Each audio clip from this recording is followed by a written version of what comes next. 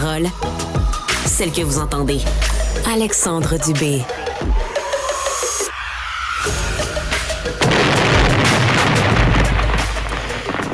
Trois jours après cette attaque historique du Hamas, Israël a ordonné un siège complet de la bande de Gaza, ce qui signifie couper les approvisionnements en eau, en nourriture, en électricité et en carburant. L'ONU, d'ailleurs, a réagi en disant que c'est interdit par le droit international humanitaire. De part et d'autre, on s'accuse de crimes de guerre. Depuis cette attaque surprise que peu de gens ont vu venir, c'est un échec d'ailleurs pour les services de renseignement israéliens. Le premier ministre israélien, d'ailleurs, a l'intention d'utiliser une force jamais vue dans cette guerre qu'il qualifie de longue contre le Hamas.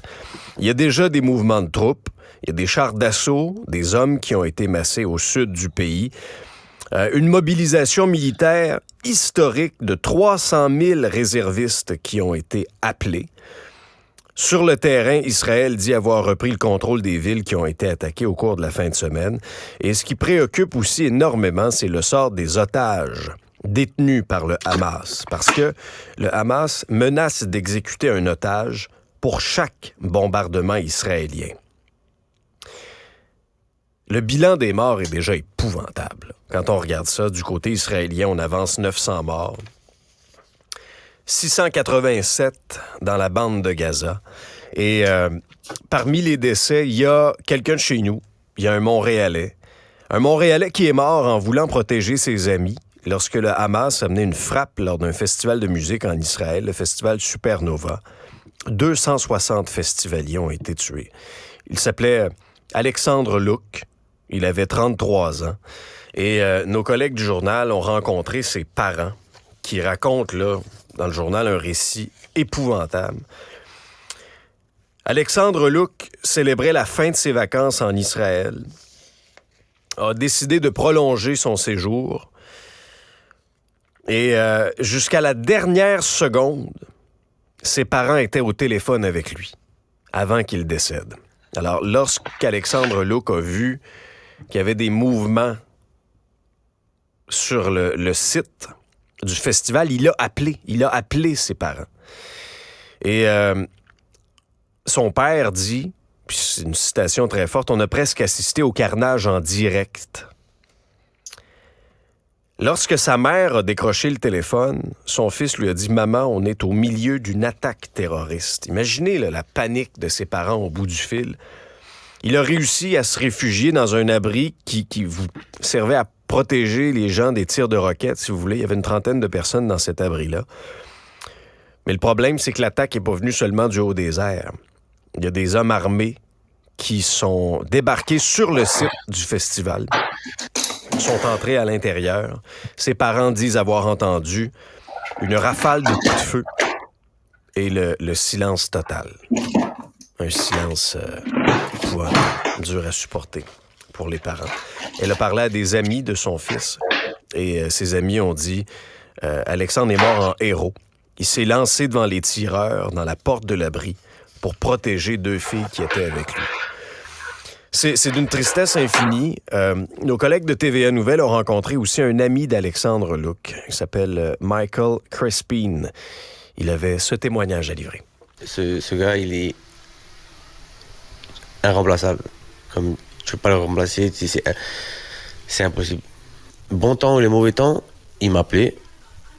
Et même quand des temps où, comme, juste, il n'y a pas d'appel, il n'y a pas de rien, il va appeler, tu sais, il va ramener de la joie. Toujours. Ouais, je le manquais beaucoup, c'est fou. Oui, il a été assassiné dans un acte extrêmement barbare. Il y a d'autres Canadiens aussi. Il y en a 3 qui sont portés disparus. Des ressortissants canadiens également qui ont manifesté leur présence. Ils sont environ 3000.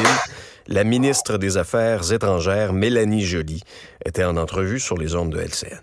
On sait très bien qu'Air Canada, présentement, n'est pas en mesure de quitter Tel Aviv. Pourquoi? Parce que la situation est trop dangereuse et il y a des bombardements. Dès qu'il pourrait y avoir une ouverture, une fenêtre, certainement, nous allons travailler avec les différentes compagnies aériennes et plusieurs scénarios sont sur la table. Mais Sophie, je voudrais pas donner des conseils à des Québécois, des Canadiens qui sont là de se rendre à l'aéroport et tout à coup qu'il y ait des bombardements.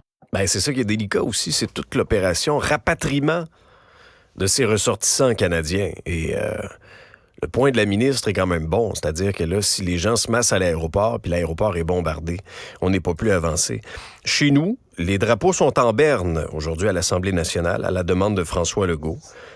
Il y a eu des rassemblements, notamment à Montréal, où ils étaient des centaines, pour honorer la mémoire des Israéliens qui ont été tués. Il y aura d'autres rassemblements prévus au cours de la journée, notamment devant le consulat israélien. Et au cours du week-end, Pierre Poilievre, Justin Trudeau, qui ont participé aussi à un rassemblement, c'était du côté de l'Ontario. Et Justin Trudeau n'a pas mâché ses mots, d'ailleurs, pour qualifier cet acte terroriste du Hamas. Hamas terrorists aren't a resistance. They're not freedom fighters. They are terrorists, and no one in Canada should be supporting them, much less celebrating them. C'est en anglais, mais je vous le résume, là, les terroristes du Hamas ne forment pas une résistance, ils ne sont pas des combattants pour la liberté, ils sont des terroristes. Personne au Canada ne devrait les appuyer et encore moins les célébrer. D'ailleurs, en fin de semaine, il y a eu des rassemblements pro-Palestine un peu partout au Canada, dont à Montréal. Ça a été condamné par plusieurs, mais il y a une des réactions que je voulais vous présenter. C'est une réaction qui est venue de la part du ministre de l'Immigration, Marc Miller, qui n'est pas... on l'a critiqué beaucoup, là, notamment pour ses déclarations. Souvenez-vous, là, sur les seuils d'immigration, lorsqu'il disait « il n'y a pas de problème, on peut accueillir plein d'immigrants, ils vont se construire des maisons ». Marc Miller. Dans ce cas-ci, puis Richard Martineau le souligne bien dans sa chronique dans le journal, une chronique intitulée « Des résistants, point d'interrogation, non, des barbares ». Marc Miller a dénoncé ces manifestations en disant « J'ai honte et je suis dégoûté de voir ces scènes glorifiant la mort et la terreur à Montréal, la ville que j'aime et la ville que je représente. Le Hamas est une organisation terroriste et personne ne devrait glorifier sa violence sanglante. » Bienvenue à Cube Radio. Voici votre nouvel épisode.